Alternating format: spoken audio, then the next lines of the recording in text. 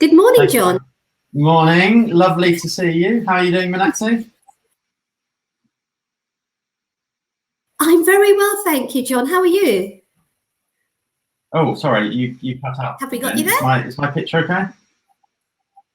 Yep, absolutely. I can hear you loud and clear. Perfect. Awesome. So, John, welcome to the summit. And the summit has been, we've been planning this for months and months, and finally the day has arrived where you're going to share with us a very personal story to you. But would you like to just firstly share with our delegates here today a little bit about yourself and your kind of personal kind of background? And absolutely, I'd be more than happy to. And thank you for having me.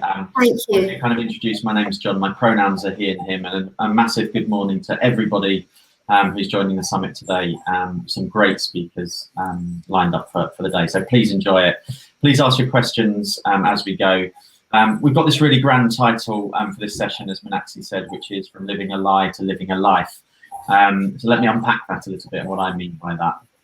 We have lies around us in society all the time, and if you don't believe that, actually on average we all lie between 1 and 2 times a day.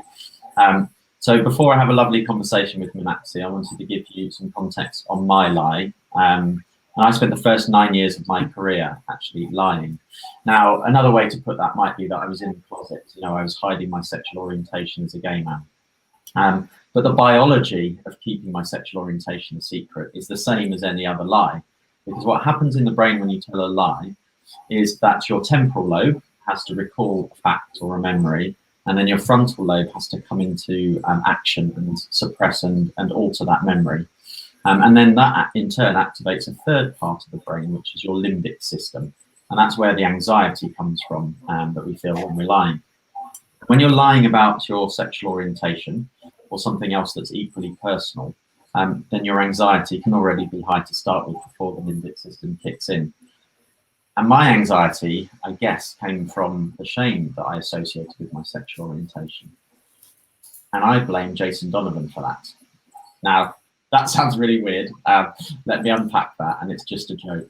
If you don't know the Australian TV soap Neighbours, or you weren't a child in the 80s, then you might be familiar with the acting and pop career of Jason Donovan. Now, Jason Donovan was my first crush. It was all very, very innocent and mainly involved in me wanting to copy his hairstyle. After all, I was only 8, and his TV character, Scott, married Charlene, for those of you that know the show, in The Wedding of the Year. And it was Jason, or rather his album cover, that caused me to feel shame for the first time that I remember. And what happened was my uncle walked into the room and quite innocently said, "I thought you'd be a fan of Kylie Minogue, not Jason." And my limbic system kicked in at that point. I felt the anxiety surging, and then I muttered something about liking them both. But it was that first moment of being aware of I had a secret that was perhaps something to be ashamed of. Now, it wasn't sexual attraction at that young age, but it was definitely something that I felt. And sadly, my hair never did quite look like Jason's. And now in 1987, Australia was, invading the UK, it felt like, because Neighbours was everywhere and it was really grabbing the celebrity. It was a great time, great kind of energy. But there was something else from Australia that was making it big in 1987, and that's in the UK, and that was a book called Young, Gay and Proud. Now, this book was attempting in an innocent way to help educate young people about same-sex relationships, to help people understand maybe their sexual orientation in a very safe and supportive way. But we were having an election in the UK in 1987, and the book became the start of a political football, and it was used in political debate. And what happened the following year was a very famous or infamous law called Section 28. And I just want to read a little bit of the wording from that law, because it was very important in cementing almost the shame that I felt as I come to terms with my own sexual orientation. What Section 28 did was it said that a local authority shall not intentionally promote homosexuality or publish material with the intention of promoting homosexuality. And then it went further on schools, and it said, or promote the teaching in any maintained school of the acceptability of homosexuality as a pretended family relationship. So in effect, what that meant for the entirety of my education from the age of 9 onwards until it was actually repealed long after I'd left education, no teacher could talk to me about the feelings that I was developing and actually help me understand them. And of course, this was in the days before the internet, right? I soon learned that this wasn't the only law. You know, I couldn't serve in the military. I had no legal protection from discrimination. I had to, for some reason, wait 5 years longer than my heterosexual friends to have sex. So there was many, many things that was telling me, you know, both in law and society, that I wasn't equal. So no wonder I had shame. What was that telling me as a young person? I was definitely not normal in the eyes of the law, right? So what did any curious young person do in the early 90s when you wanted to find out more information? You went to the library because we didn't have the internet. And I didn't find much salvation there either, sadly. One of the few books that I read actually told me that it was a neurological condition and I should try electric shock therapy. So it wasn't going well. But then fast forward to 1997, and it was an amazing year for me. I felt a surge of energy. I just turned 18. I went to my first Pride event in London, and we had an openly gay cabinet minister in the government, and that blew my mind. And what also blew my mind was seeing thousands upon thousands of people just like me in a field in London celebrating Pride. Now, it sounds crazy, but in the days before the internet, I genuinely didn't know how many people there were like me. And to see them all in a field and just celebrating was pretty special in my lifetime. And then I went to university and I found some courage and I thought, you know what? Nobody knows me here. So I'm going to be out from day one. And if people don't like me, then I haven't lost any friends. And that was the rationale I used. And I spent the rest of my time at university being very open, and it was wonderful. And it felt like from 97 onwards, it was a brilliant, brilliant few years. And then after 4 years out in Proudon University in 2001, I was living by the seaside, and it was before I started my graduate job, actually, the following year. Now, Jason Donovan had long since gone, but Kylie was still around. She was actually topping the charts with Can't Get You Out of My Head, if you know that song. And then 9/11 tragically happened. So a very, very eventful year, and actually also sent the economy into shock, and actually my graduate position got delayed. But I went through my own kind of personal tragedy that year for a very different reason. Because, you know, I had my life ahead of me. I was excited about the future. At that time, I was out. And then one night, I was sexually assaulted. And it took me 18 years to say that out loud. And it still isn't easy, as you possibly can tell from my voice. Now, it's not the defining part of my journey, but it did turn my pride back to shame for a while. And my mental health also took a blow for a few years. So the following year, in 2002, I finally started my graduate job. And whether it was from shame or fear, but it was definitely without too much thinking, like 62% of lesbian and gay and bisexual graduates, I went back into the closet when I started my graduate job.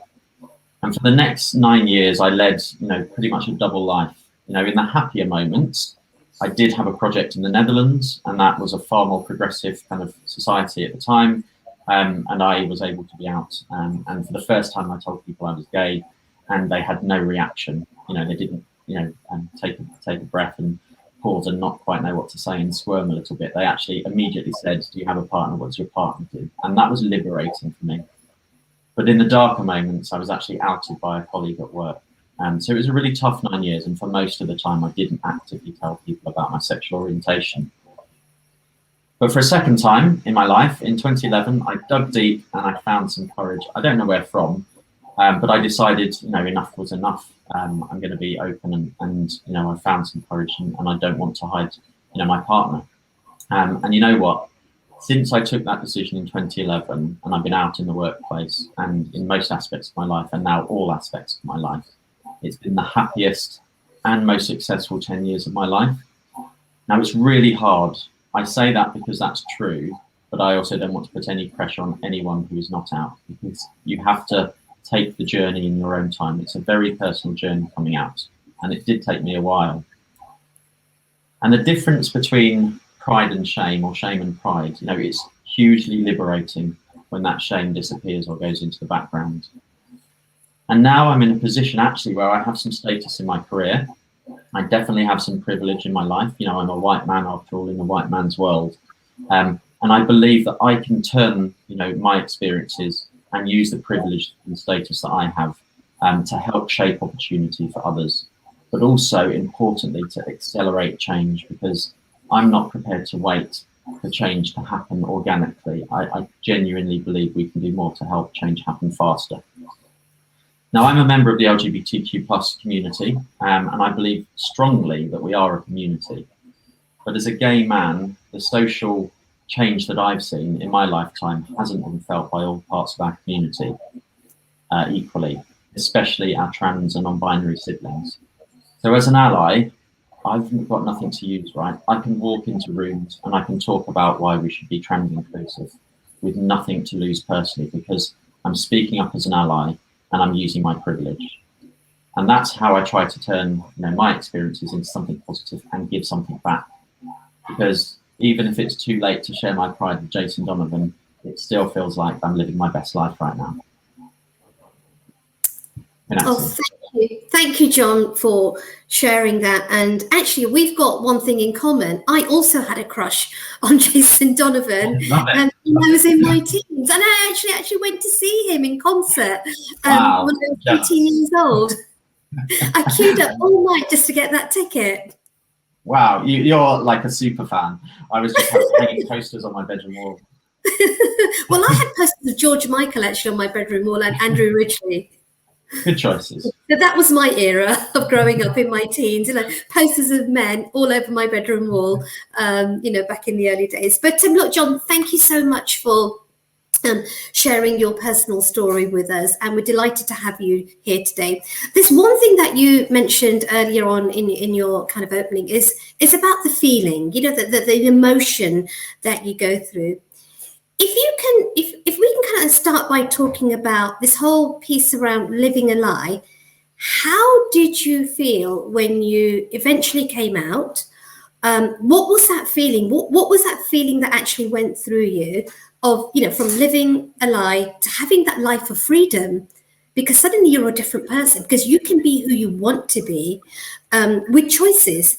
Are you able to kind of talk us through that feeling of freedom?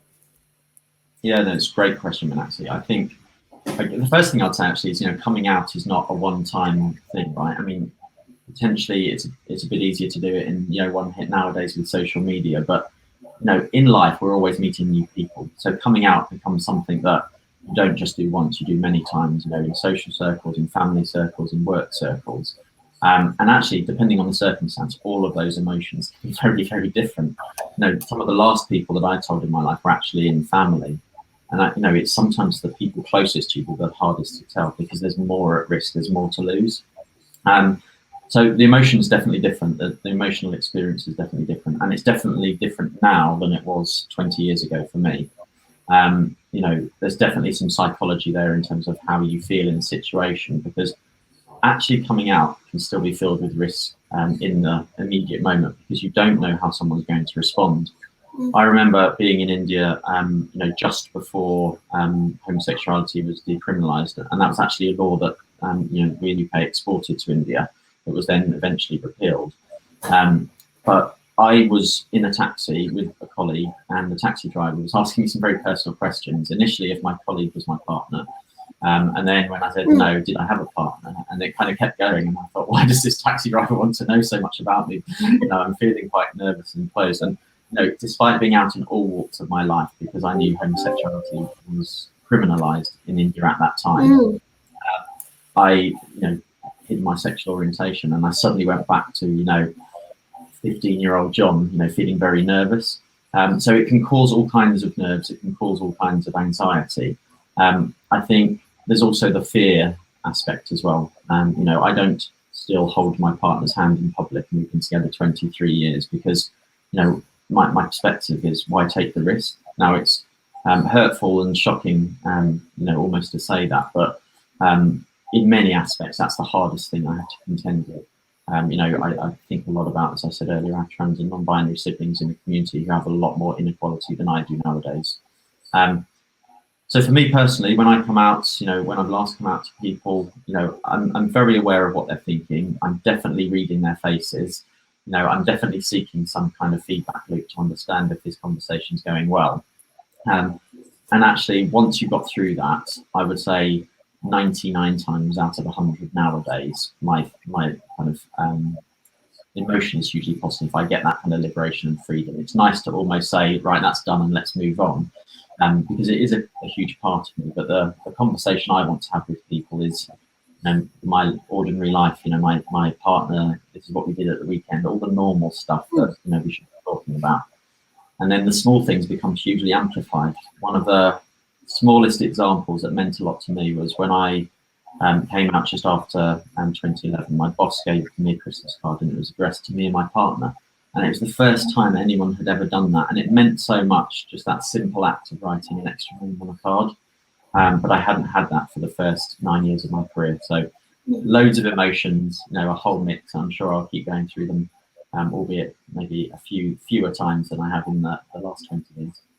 Oh, thank you for sharing that with us. And it is those little things that our colleagues can do for us that helps with the whole, piece around coming out and becoming more comfortable and being you. And I'm sorry to hear, John, that you can't still walk down the street holding your partner's hand. And hopefully, I think, in time, as society becomes much more accepting and tolerating, it will and should become, normal for anyone to walk down the street holding hands, whether your friends, partners, whatever it may be. But thank you for sharing that with us. I've got a question that's come through, John. You're clearly an ally to many, many people. And as an ally, so many people in the UK and around the world, how did you start your journey to becoming an ally? What was that kind of starting point for you? How did you become the change you want to see? And what is your advice to anyone who's considering to becoming an ally for an LGBT colleague or a friend or somebody that they know within their community? What's that first step? What did you do, and what's the first step others can take? Yeah, no, thanks for the question. I think the trigger point for me was, probably because I spent a large part of my early life feeling different. So for me, that was the trigger point. But what really unleashed it was when I worked in an inclusive workplace, when I suddenly realized that actually I could make a difference, and it was okay to do that in the workplace. That inclusive culture around me really unleashed it, because I suddenly took both the experiences I'd had and my desire to give something back, and felt that actually this isn't going to be frowned upon. My workplace is actually embracing the fact that I can give something back and wear a second hat as an inclusive leader as well as a leader. And I also have to thank one of your speakers who's appearing later in your program today at the summit. So you have the wonderful Leng Montgomery speaking later. And pivotal moment. Leng and myself spent a few years working together, and I was really lucky because Leng actually sponsored me to go on a Stonewall leadership program. And again, just spending 2 days with other leaders who are LGBTQ plus from other organizations was a wonderful investment, and really kind of, I think, closed a lid on the shame that had kind of been built up over all those years, and kind of turned the corner and really kind of cemented the fact that I can embrace who I am. And actually that's a positive, rather than it being something that I could feel ashamed about, or it dragged part of my kind of life or career down. So a massive thank you to Leng. I hope he's watching, but he's on later. And I highly encourage you to watch Leng's segment later, because he's fun. Leng is actually here with us today. He's listening on. He says, "Hi, John. Your views on being an ally are really inspirational. Has this inspired others where you work to step up as allies too?" So yeah, so Leng is listening on. I've got a question from David Dodd, actually. As an LGBTQ plus people, we are constantly having to come out, be it in the workplace, if we change jobs, or even just meeting new people. How do you maintain the mental resilience to keep doing this every time you're having to come out? How do you have that mental resilience? And that's a question from David Dodd. Yeah, it's a good question, David, because it's a bit like anything, actually. You have to practice and then keep practicing. I kind of find a couple of hooks. The place I've found in particular in a work context that is, I've been asked a question, or I found a way of pivoting from a question to disclose my sexual orientation, is actually when people have asked me, do you have children? That's more often than not the point that I come out. And what I've found really interesting is when I started saying, 10 years ago, no, I don't have children. My partner's actually a man, so we can't biologically have children. Between the two of us. 10 years ago, people said, oh, I'm sorry, would you like, and there was a little awkward moment.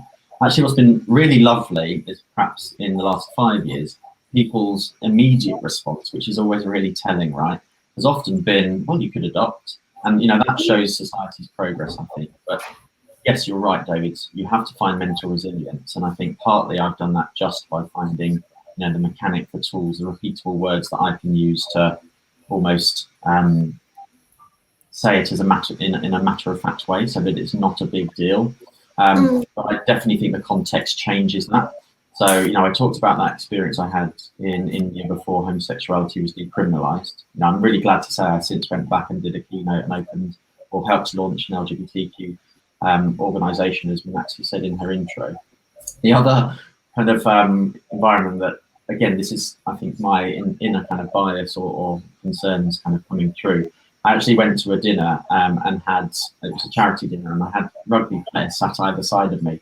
And there was something in my head about these kind of very macho individuals that meant I suddenly felt that I couldn't be open about me. And I forget the question now, but again, I just went back into that.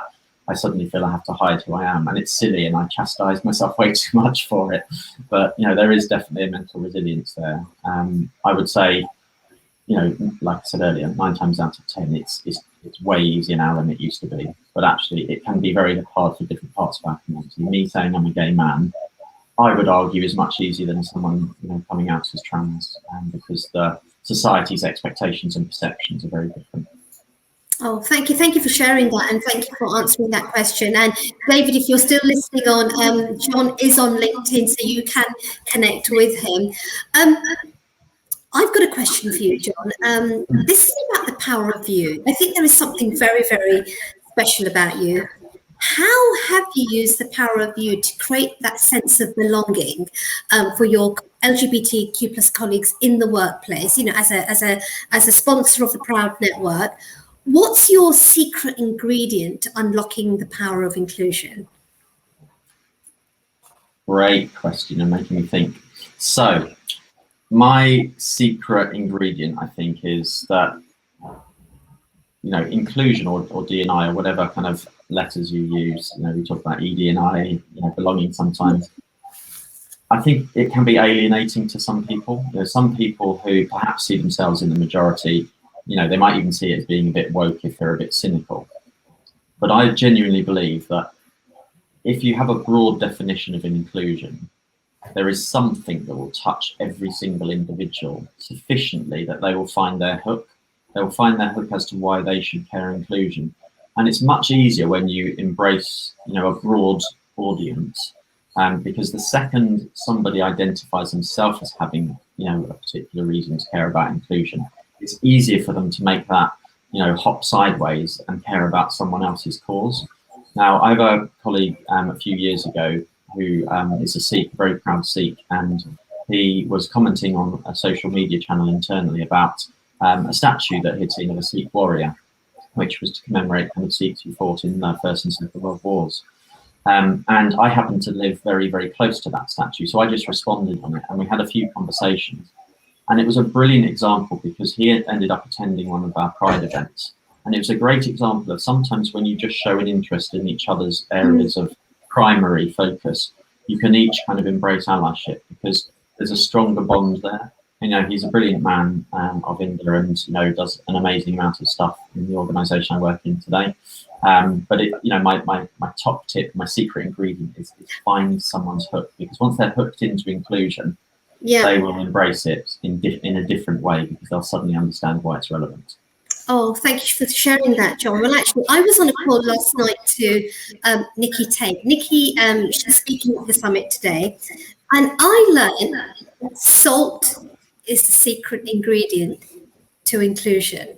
And I suppose that's a story for another day. Or perhaps, Nikki, if you're listening on, perhaps you might be able to share the secret of salt. Yes. John, I'm just conscious of that we're kind of coming up to the last kind of 4 minutes to this panel session. It's gone so fast. What would be your perhaps top 2 or 3 takeaway points for our delegates today? Is there anything that you'd like to share? Yeah, I mean, you've got a brilliant lineup today, Meenakshi. So, really take stuff away. I've shared some experiences, but you're going to get tons of different experiences. And, just because we have one lived experience, it doesn't mean that they're comparable to any others, even, within one community. We have, real diversity. So the biggest thing I always think in inclusion is to listen to the lived experience of others. We talk about walking a mile in someone's shoes, and that's what's happening when you listen to someone else's lived experience. It doesn't always have to be someone right? There are some great quality resources out there, like events we're having today. Also online, particularly if you're looking for good quality kind of trans content to understand what it might be like to go through a transition journey. There's things like My Generation on YouTube. There's a brilliant book I read called Yes, You Are Trans Enough by Mia Violet.